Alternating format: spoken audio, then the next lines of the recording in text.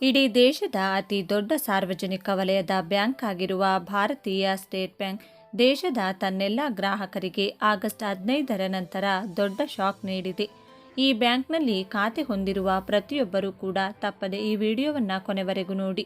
ಈ ಬ್ಯಾಂಕ್ನಲ್ಲಿ ಅಕೌಂಟ್ ಇರುವ ಪ್ರತಿಯೊಬ್ಬ ಗ್ರಾಹಕರು ಈಗಾಗಲೇ ಫೋನ್ಪೇ, ಗೂಗಲ್ ಪೇನಂಥ ಸಾಕಷ್ಟು UPI ಸೇವೆಗಳು ಹಾಗೂ ಆನ್ಲೈನ್ ಟ್ರಾನ್ಸಾಕ್ಷನ್ಗಳು ದಿನನಿತ್ಯದ ವ್ಯವಹಾರಗಳಿಗೆ ಬಳಕೆ ಮಾಡ್ತಿದ್ದಾರೆ. ಈಗ ಇಡೀ ದೇಶದ ತನ್ನೆಲ್ಲ ಗ್ರಾಹಕರಿಗೆ ಸ್ಟೇಟ್ ಬ್ಯಾಂಕ್ ಆಫ್ ಇಂಡಿಯಾ ಹೊಸ ನಿಯಮ ಜಾರಿಗೊಳಿಸುವ ಮೂಲಕ ಎಲ್ಲ ಗ್ರಾಹಕರಿಗೂ ಬಿಗ್ ಶಾಕ್ ನೀಡಿದೆ. ನೀವು ಕೂಡ ಈ ಬ್ಯಾಂಕ್ನಲ್ಲಿ ಅಕೌಂಟ್ ಇರುವ ಗ್ರಾಹಕರಾಗಿದ್ದರೆ ಅಥವಾ ನಿಮ್ಮ ಮನೆಯಲ್ಲಿ ಯಾರಾದರೂ SBI ಬ್ಯಾಂಕ್ನಲ್ಲಿ ಅಕೌಂಟ್ ಇರುವ ಗ್ರಾಹಕರಾಗಿದ್ದರೆ ಈ ವಿಡಿಯೋವನ್ನು ಈಗಲೇ ಲೈಕ್ ಮಾಡಿ ಹಾಗೂ ಕೊನೆವರೆಗೂ ನೋಡಿ. ಆಗಸ್ಟ್ 15, 2025ರಿಂದ ಆನ್ಲೈನ್ IMPS ವರ್ಗಾವಣೆಯ ಮೇಲೆ ಶುಲ್ಕ ವಿಧಿಸಲಾಗುವುದು. ಇದು ಇಲ್ಲಿಯವರೆಗೆ ಸಂಪೂರ್ಣವಾಗಿ ಉಚಿತವಾಗಿತ್ತು.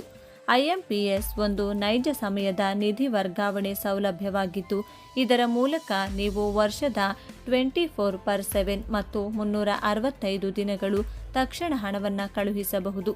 IMPS ಮೂಲಕ ಒಂದು ಸಮಯದಲ್ಲಿ ಗರಿಷ್ಠ 5 ಲಕ್ಷ ರೂಪಾಯಿಯನ್ನು ವರ್ಗಾಯಿಸಬಹುದು.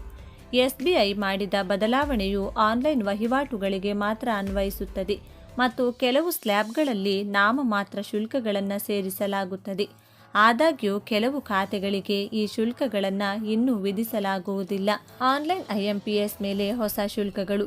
ನೀವು ಇಂಟರ್ನೆಟ್ ಬ್ಯಾಂಕಿಂಗ್, ಮೊಬೈಲ್ ಬ್ಯಾಂಕಿಂಗ್ ಅಥವಾ UPI ಮೂಲಕ IMPS ವರ್ಗಾವಣೆ ಮಾಡಿದರೆ ಈಗ ನೀವು ಶುಲ್ಕವನ್ನು ಪಾವತಿಸಬೇಕಾಗುತ್ತದೆ.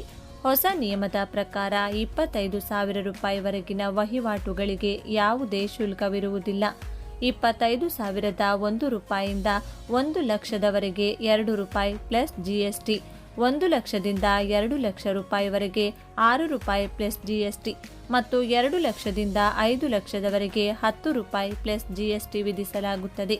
ಮೊದಲು ಈ ಎಲ್ಲ ಆನ್ಲೈನ್ ವಹಿವಾಟುಗಳು ಸಂಪೂರ್ಣ ಉಚಿತವಾಗಿದ್ದವು, ಆದರೆ ಈಗ ಪ್ರತಿ ಸ್ಲ್ಯಾಬ್ನಲ್ಲಿ ಶುಲ್ಕಗಳು ಅನ್ವಯವಾಗುತ್ತವೆ. ವೇತನ ಖಾತೆದಾರರಿಗೆ ಪರಿಹಾರ.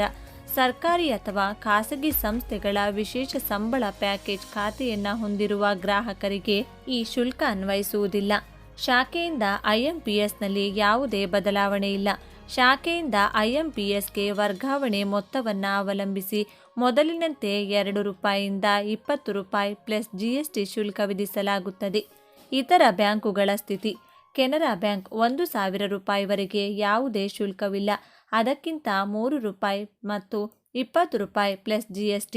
PNB 1,000 ರೂಪಾಯಿವರೆಗೆ ಯಾವುದೇ ಶುಲ್ಕವಿಲ್ಲ, 1,001 ರೂಪಾಯಿಗಿಂತ ಹೆಚ್ಚು, 5ರಿಂದ 10 ರೂಪಾಯಿ ಪ್ಲಸ್ GST.